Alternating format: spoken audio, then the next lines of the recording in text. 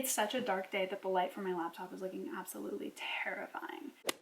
I really want to read like a lot of horror and thriller and stuff, mainly horror. I really want to read a lot of horror in October, and I've done videos before where it's like reading only horror for a week, but honestly, I just don't really like doing that. I am definitely more of a mood reader. I can force myself to read things, but it definitely impedes on my reading experience. So I thought that we could just pick out a couple and then I would read them throughout the month, and then we'll just have this vlog that's full of me reading horror books. We're going to pick the TBR for this vlog together. So what I thought would be really productive and smart of me, as much as I kind of don't want to do this, is only picking books that are on my TBR. So not my physical TBR, because I actually don't, as far as I can think of, own any horror except classics. I thought that we could go through my Goodreads TBR and pick out books that are labeled as horror. I'm only going to count it as horror if when you click on the page, one of the top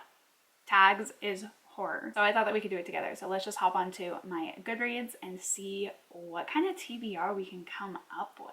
So let's go over to my want to reads, and then I guess let's just scroll down. So I only have 110, which if you ask me is impressive as fuck. But let's see if we can find any. I know there's some thrillers, but I'm not quite sure if they're going to be tagged as horror. I know I have some horror as well, but I'm saying I think most of them might be thriller instead. House of Leaves for sure, but House of Leaves I want to read physically, so I'm actually not, I'm gonna skip that one for sure already. Like Before She Knew Him, that's 100% gonna be thriller, but let's just see. Best Friend's Exorcism, Bunny maybe, but I want to read that physically as well. Lock Every Door I think is going to be thriller, but let's scope it. This is a murder mystery. I don't think that that's going to be. Final Girls. No One Is Watching, maybe. Haunting of Hill House for sure.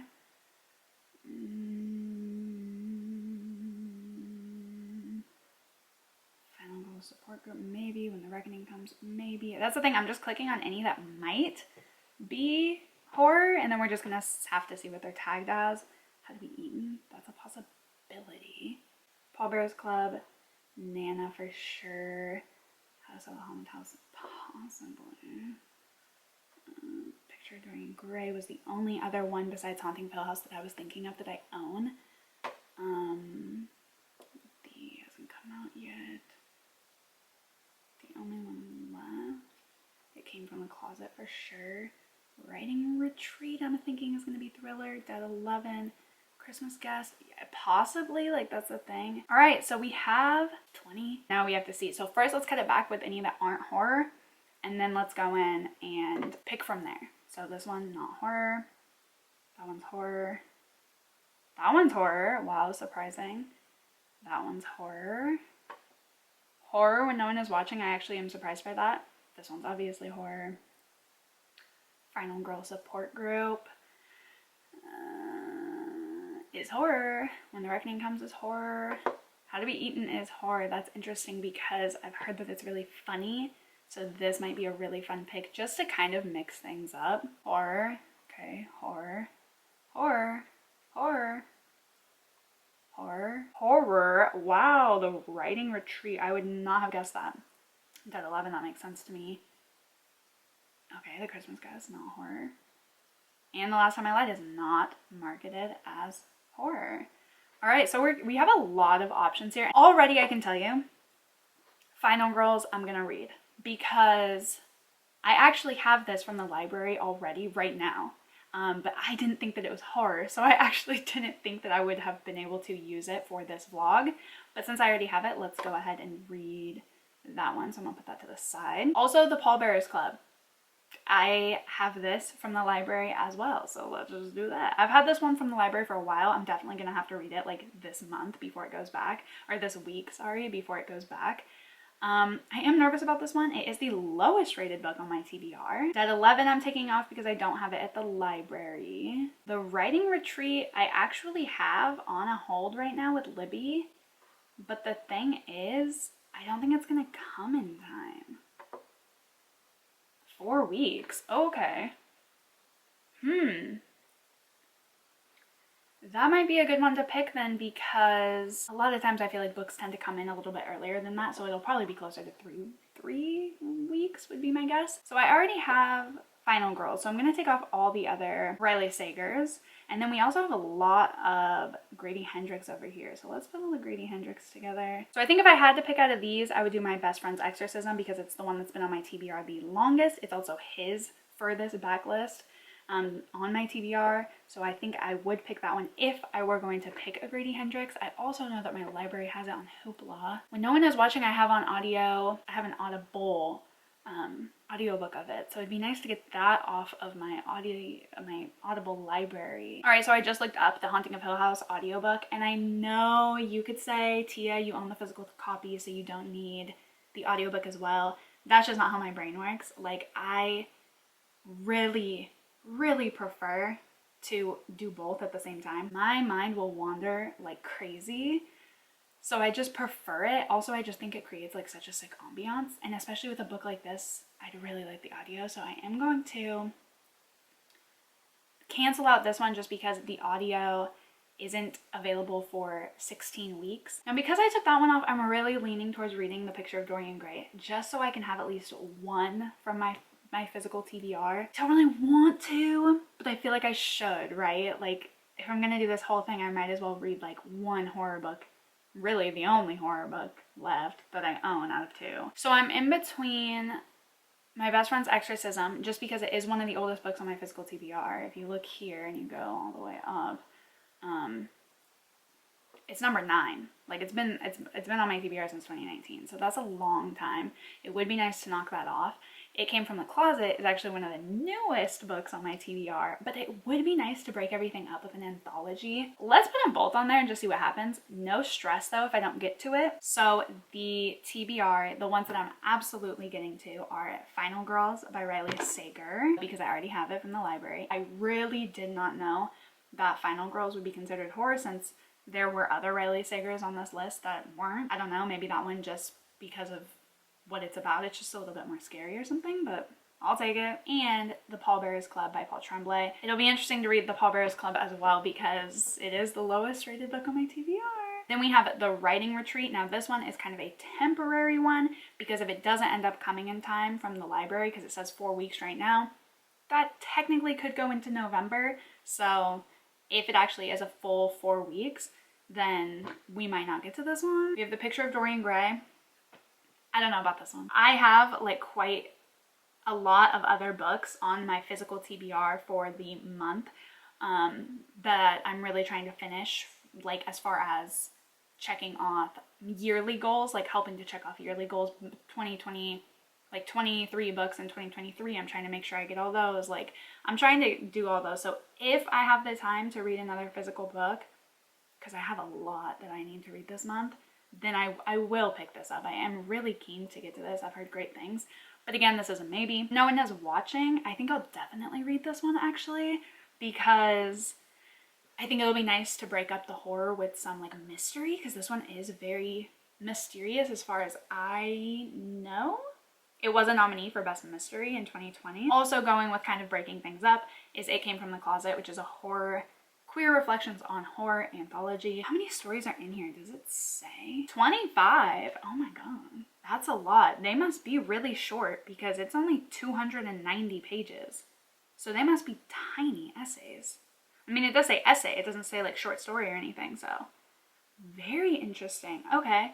Well, I was gonna say I could read like 2 a day for like a week, but 2 or 3 a day, 4 a day for a week, and we'll see how that goes. It's rated very high. I'm very excited about it. My Best Friend's Exorcism, this one is another maybe. I don't mind if I don't get to it. It would be nice, since it is, like we saw, 9th on my entire TBR, and I'm really trying to get rid of older books on my TBR. That's my main goal already for 2024.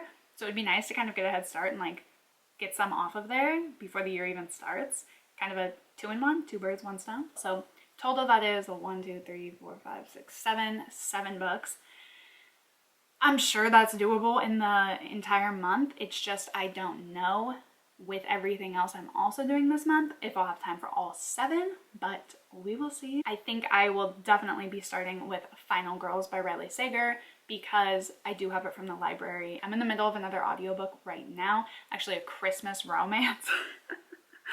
Like, couldn't tell you what's going on with that. So once I finish that, we're doing a full 180 and we will be reading a lot of horror. So I'm instantly gonna jump right into Final Girls after I finish that one. So I'm about, I think, like 40% of the way through Final Girls, and I'm loving this. It's, hold on. I literally, in my mind, was about to say it's giving old school Riley's Sake. I have a lot of suspicions. I'm really intrigued to try to figure out what's going on. I have, like I said, I have some suspicions. I have a couple guesses, but I feel like they're all gonna be wrong. So I don't know. It is really, really intriguing though. I have never read a book like this. This is my first Final Girls book. I know there's a lot of them out there, especially in the last like 5 years, but this is the first one that I've ever read. I feel like that's the thing with like thrillers and horror books, right? It's like you can like the beginning, you can like the build up, but then if kind of the climax and the conclusion are bad, it can really ruin it for you with that type of genre. I'm at, like I said, I think I'm at like 40%, maybe even further. And we're definitely building up. Lots of suspense. I'm really, really intrigued, but I don't know. We'll just have to see. I'm really liking it though. I would argue it is definitely like more of a thriller than horror, but it's probably the most horror thriller I've ever read. It is definitely a thriller, but with the context, with the history of the characters, with everything going on, it has the most horror elements out of, I think, any other thriller I've ever read. So I am happy that I included it in this. Let's just, I'm gonna pop it in a little bit right now while I like prep dinner and everything, and then we'll just see how I feel about it.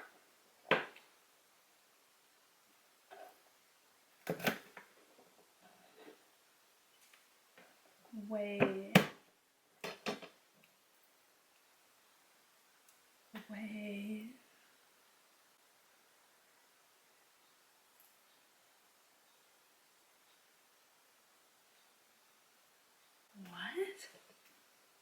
What? Wait, what? What? What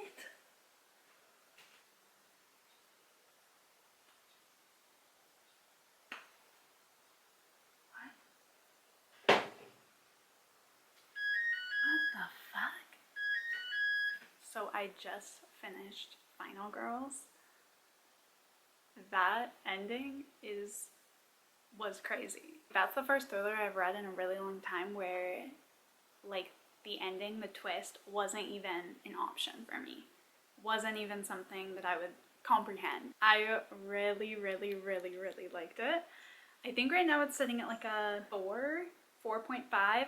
It didn't have that 5-star perfection, which is really hard normally for thrillers to get from me, unfortunately. I think that I enjoyed it a lot because not only was like the writing style really good, and there were so many options for, you know, the twist at the end, and then it just really gets you with like a out of left field one.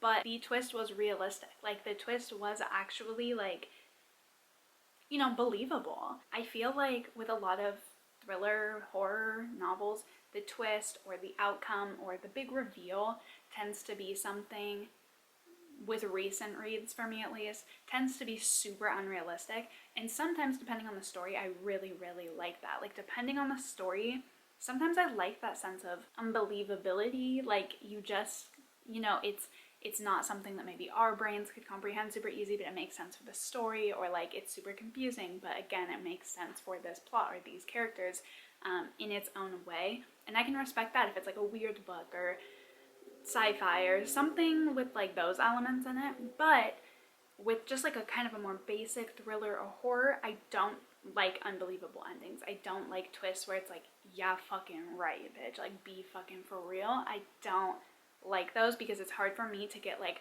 ooh, like really invested if I'm just rolling my eyes at it the whole time, you know? Like it's just cheesy at that point. But this one felt believable, and I think that's why I was so thrown off by it, because I was just like, wait, what the fuck? Like it was wild. And I definitely could see those connections, and like it made sense, so I really, really enjoyed that. I'm going to move on now to Pallbearers Club because that is the next one that I have from the library already, so I definitely want to get to that one before my hold goes back. I think now it goes back in like 10 days. I will say when I first downloaded the ebook. So I have the ebook from Libby, and then I have now gotten the audio from Hoopla, because people seem to say that the audiobook is really, really good for this one. So I was like, you know what, even though I have the ebook, which I wanted because it has all the lines and the margins and stuff, I do want to give the audiobook a chance since people seem to say it's really good. So I did get that, and I will say when I first downloaded the ebook, I did start reading it. So I got through the first only 1 or 2 chapters, I think 2 chapters, and I really liked it. I love the whole idea of like this being a manuscript and then somebody writing in the margins. Like that's so fucking sick to me. I love that. I think that's so creative. But I will say I've started the audiobook now just while I was like finishing up dinner. I did pop on the audiobook right after I finished Final Girls, and the audiobook is really good. Like it adds like a certain element to it. The narrators are cool. It's 2 different narrators, so it helps you separate in your mind kind of like who's talking, which is great. I don't think that it would have worked otherwise, but the audiobook is really good. So I'm like, okay, I get what people are talking about now, but I'm definitely gonna hold on to the ebook to still always like reference it, because I think the formatting is just really cool. But I am really glad that I got the ebook. I'm still only on like chapter 2, so I'm like caught up with where I was initially, and I'm very intrigued, so we will see. Hi. I'm eating lunch. I prepped breakfast burritos. Breakfast burrito haul. So today's Thursday. I deep clean the house every single Thursday. And that's when I get most of my reading done for the month, or for the week, honestly, because I just pop on an audiobook, and a lot of times I can finish an entire audiobook in like 1 cleaning session, because it can take me anywhere from like 4 or 5, 6 hours if I'm going crazy, but I'm definitely not feeling that today. And I have 6 hours left in the audiobook for the Pallbearers Club, so 3 hours listening on 2 times speed. So I'm definitely gonna finish that today. 44% of the way through. I don't know how I even feel about this book right now. I really don't. There are elements that I love about it. The whole idea of this manuscript with this person like writing in the margins and annotating it and like saying their side of things is such a cool concept, especially like in a physical book, because I have the ebook as well, like I said, so I kind of am doing both. And then there's times where like, you know, what it's even saying and like the whole concept, I'm like, oh, that's so, you know, interesting, and like we're all kind of trying to figure out this mystery and like who's telling the truth out of the 2, and it's just like, it is really interesting at the same time, you know? But I would say 50% of the other time, I could not be more bored. Like, the amount of times this dude talks about his scoliosis and stuff, like, I have scoliosis. I get it. But, like, it better be relevant in the end, because right now I'm like, what? Like, it better be relevant, that's all I'm gonna say. Because right now I'm just like, we have literally been talking about this at this point for like over an hour. There's a lot of choices where right now, at least at about the halfway point, I don't understand, and I'm kind of like, okay, like let's get to it though, you know, like let's move on. But overall, the whole concept, and I would say when it actually is discussing the parts of the plot, or when it's talking about things that I feel like are relevant to the plot, at least right now, it is really interesting. I am really liking it. The little quips and stuff when she chimes in are really, really like funny, and I really am liking it. But there's just about half the book I'm like, at this point I feel like this could be edited out.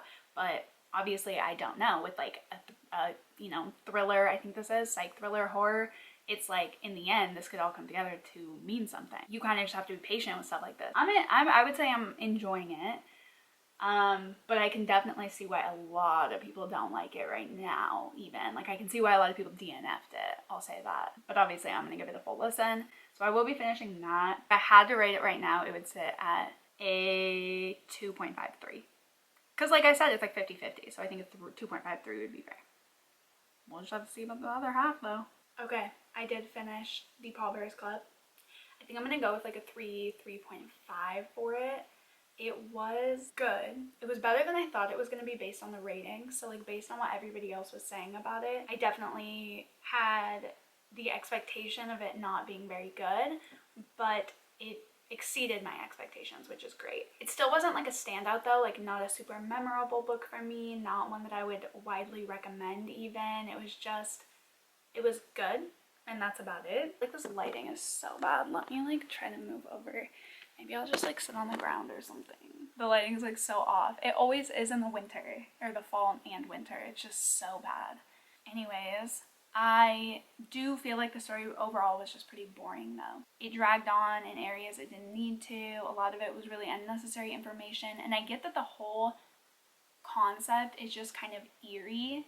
Like, I wouldn't even say this was like horror, but it was very eerie, and I get that a slow burn story kind of goes with that, if that makes sense. Like, eeriness to me and slow burn, those two kind of go hand in hand. It reminds me a lot of the movie Something Ending Things. Oh my god, it's like a really long title. I think it's even based off a book. I'll put the poster right here. I can't think of it right now.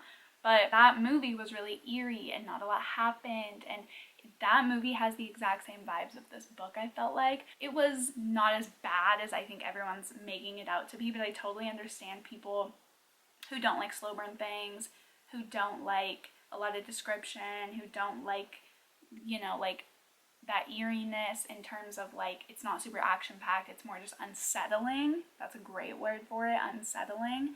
That's definitely how this book was. The ending really, for me, just kind of solidified that it was like, eh. I feel like there could have been a couple different choices for the ending that were really a lot more like satisfying. This one just left me kind of like, oh,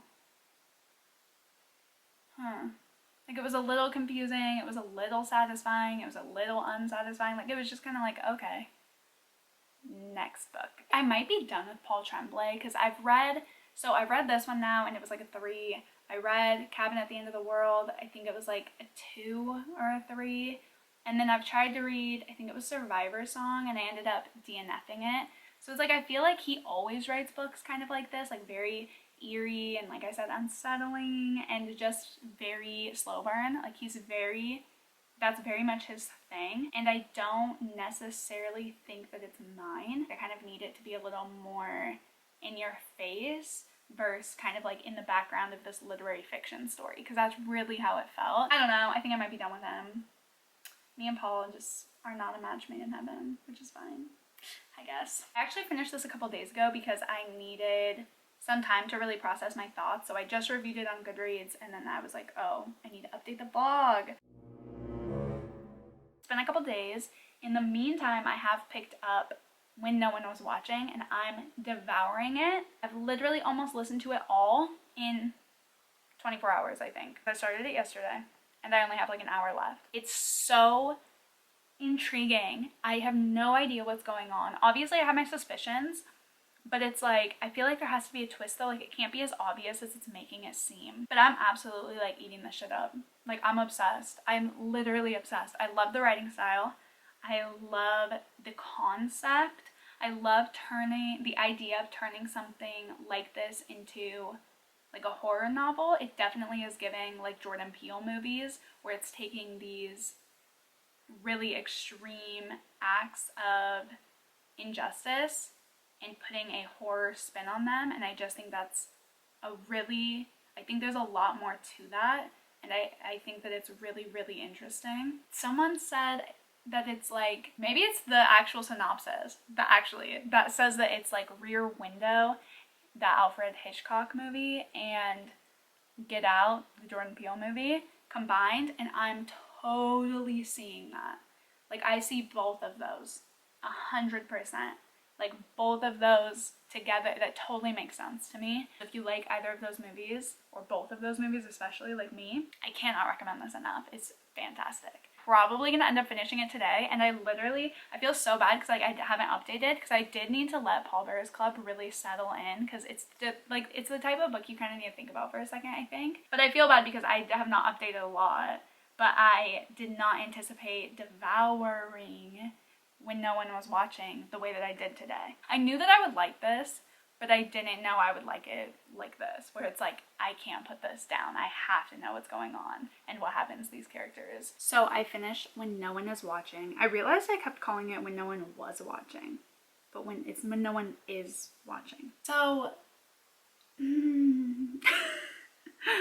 I still really enjoyed this book. But to be honest, the first like 75%, even 80% maybe, it was looking like a 5-star. It was looking like an all-time fave. It was looking like a new favorite thriller, you know. That last 20% just really pulled it down for me, unfortunately.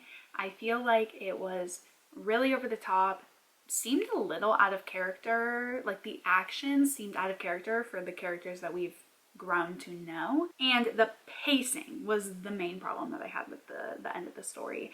The pacing, it really got like all shoved into like the tiniest bit that it possibly could, and it was just really off. And we had this beautiful suspenseful story, you know, building up, and then for it to just kind of be like bam, it's over. It was just a little off and a little it almost turned into like an action book, and I was very surprised by that, but not in a good way. So it just took a turn that I wasn't the biggest fan of. I'm still gonna give it 4 stars, maybe even 4.5, but I absolutely loved it still, and I cannot recommend it enough. I'm really excited to see if Alyssa Cole does any thrillers or mysteries moving forward. I want to say that I saw that she has one coming out next year. That's something I would definitely look into, because while she is an established author, this is her thriller debut, and I think with a thriller, I can only imagine how hard it would be to figure out the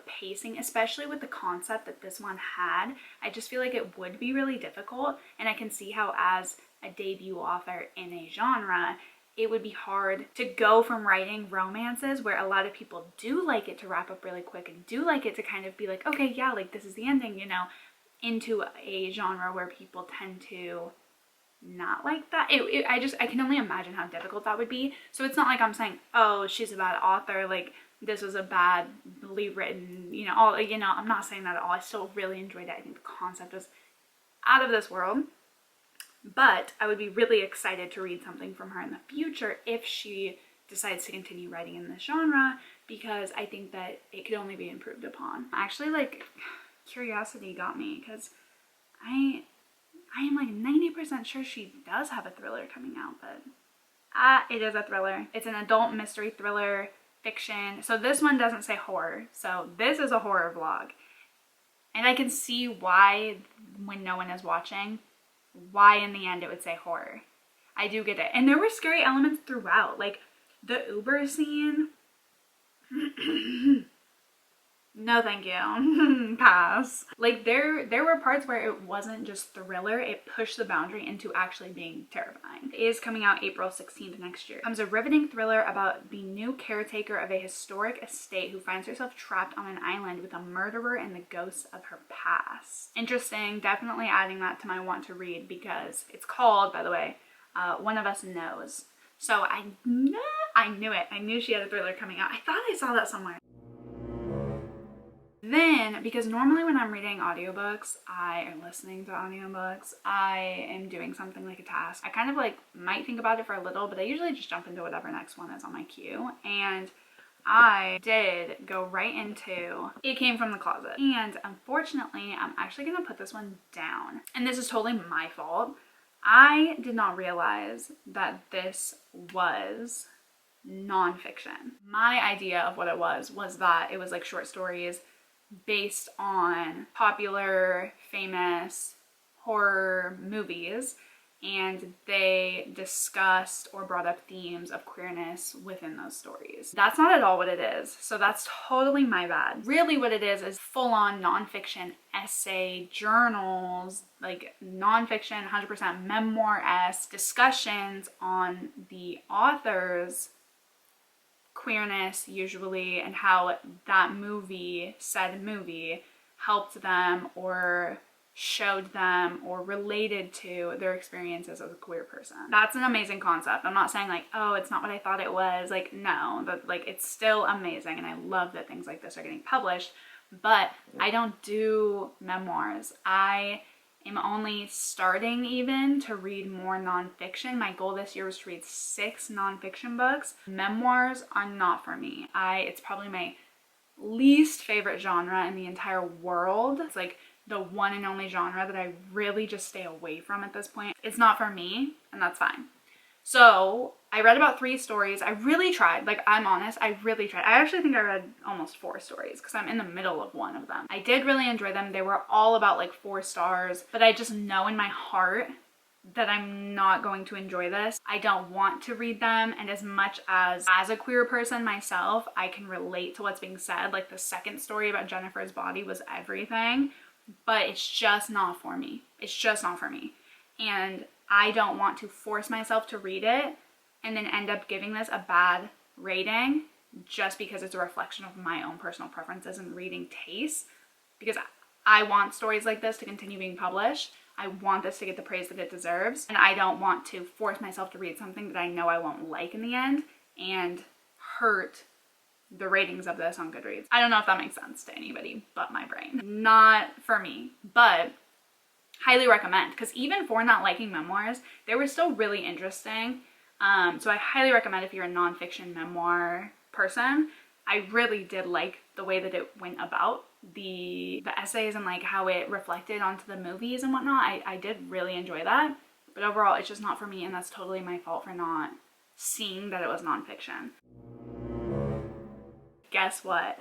My hold just came in for the writing retreat, which we all didn't expect, remember? I'm gonna read it. I think that's what I'm gonna throw on next. The writing retreat though is fiction. I've been hearing really good things about this lately. When it first came out, not so much. Now, all of a sudden, people that I know are saying that it's really, really good. So excited to see how I feel. I'm about halfway into the writing retreat now, and honestly, I'm not really liking it. I think I'm at literally exactly halfway through now. 5 minutes to halfway. And it's just kind of lulling for me. The second half definitely needs to like pick itself up and become more enticing or relevant, because right now I'm just kind of like, I feel like it's repeating itself over and over again, and we're not really getting any new information or anything. I get that it's building suspense, like I understand what it's trying to do. Like right now I'm not really enjoying it, to be honest, but I guess we'll see what happens. I have to deep clean the house today. It's Thursday, and since I only have like 5.5 hours on 2 times speed, I'll probably be able to finish it. So let's get into it. So I just finished the writing retreat, and I did not like this. I'm so sorry to say. I didn't like this really at all. I would definitely give it, I think, 2 stars, unfortunately. The pacing was all over the place. The pacing really was all over the place. Like, it was so slow, and then it was just like bam, like everything just wrapped up like way too quickly. I also think that it was really predictable, and like I always say, predictability isn't everything. It doesn't always affect my rating, but I think with a book like this, you were supposed to feel this sense of suspense and mystery, and because I think everything felt so obvious, then the book lacked any sort of atmosphere, and so it was just kind of hard to feel the way that I think I was supposed to feel about it, if that makes sense. I do think that it was good enough where, and like with this being a debut, it was good enough to the point where I would read something that she comes out with in the future if it is a concept that sounds really interesting to me. I definitely would give this author another shot for sure. This one just didn't do it for me as much as I wanted to do, and I'm so upset about it. But yeah, overall, I think really for me, the pacing and the lack of atmosphere due to the predictability of the story just felt a little, like it just made it a little eh. So probably 2.5 stars for this one. Now, we are getting close to Halloween, and I don't think, because I still have some other books that I have to read for the vlog that came out last week, my little tear test, Will They Make Me Cry vlog, I don't think that I'm going to have time to read The Picture of Dorian Gray, so I'm going to take that one off. And I really feel like reading When the Reckoning Comes. I'm just really craving something like that. Like really, I think because the writing retreat didn't have that atmosphere that I was really looking for, really want something with a lot of atmosphere, and I really think When the Reckoning Comes is going to give it to me. I know that it wasn't on the original TBR, but it was on my actual TBR, like it was always on my Goodreads TBR. I just didn't add it to this TBR. But I'm just like, I don't know, I'm just not really feeling I definitely don't have time to read The Picture of Dorian Gray, and I'm just not really feeling My Best Friend's Exorcism. So I think I'm gonna jump into When the Reckoning Comes.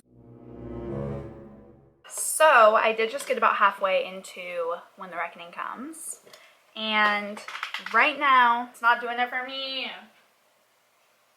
It's not doing it for me. My hope is that it's building up this atmosphere. The writing is chef's kiss. The writing is beautiful, lyrical, but it's just slow as fuck right now. Like it's so slow. It's dragging its feet. Like I need something. We're at the halfway point at this point, so I need something. You know what I mean? I need something. We spent the first half of the book building that atmosphere, building that history of the town and the plantation and the friendship dynamics and the history of everything that happened, and spent all that time really building up all of those elements. And I'm hoping that now, you know, now that we know the backstory and know everything that's kind of gone on, that it's gonna be, I don't want to say action-packed because that's not necessarily what I'm looking for. I feel like that's where the writing retreat really failed for me, was that it was like so unrealistically like action-packed just like that. So that's not what I'm wanting. For me, I just want something to happen moving forward. Like it's very, very slow right now, kind of drawing itself out. And I'd like some sort of, in the present day, creepiness, horror, something's going on, you know? So I guess we will see. So I did finish When the Reckoning Comes, and this did exactly what I was talking about at the halfway point that I wanted it to do. It was probably a 4-star for me. I need to obviously let it sit a little bit more, but it's definitely sitting at like a 4.5, I would say. But it did exactly what I felt like the writing retreat and When No One Is Watching didn't do, and that's pacing. I feel like I've talked a lot in this video about pacing, but that's because I feel like with the books that I've read in this vlog, a lot of them, the pacing was really bad. With both, honestly, the writing retreat and When No One Is Watching, I felt like, I don't want to say they lulled, but they both kind of were super slow. Definitely the writing retreat was worse than When No One Is Watching, but they both kind of were slow, and then it was like, bam, here's all this shit happening all at once, kind of information overload, more action-y than anything, very like bam, bam, bam. With When the Reckoning Comes, I feel like it was really slow, but in an atmospheric way. You know, we were getting a lot of information, and I felt like When No One Is Watching did a good job at this as well, where it's really building up this atmosphere, and it's really explaining the history, and it's explaining why things are the way they are and what's going on, and that was great. But then When No One Is Watching, kind of like I said, hits you with that action really quick out of nowhere. And When the Reckoning Comes, it just builds. It slowly like crescendos into this just like beautiful horror story. And I just thought that it was fantastic. I think that it did such a great job with pacing, which is something that I've obviously learned that I have a lot of trouble with horror stories and thrillers. I'm very picky, apparently, about my pacing. But this one did a really great job. I think LaTanya McQueen did a fantastic job of writing a book that had a level of eeriness to it, and within the historical context.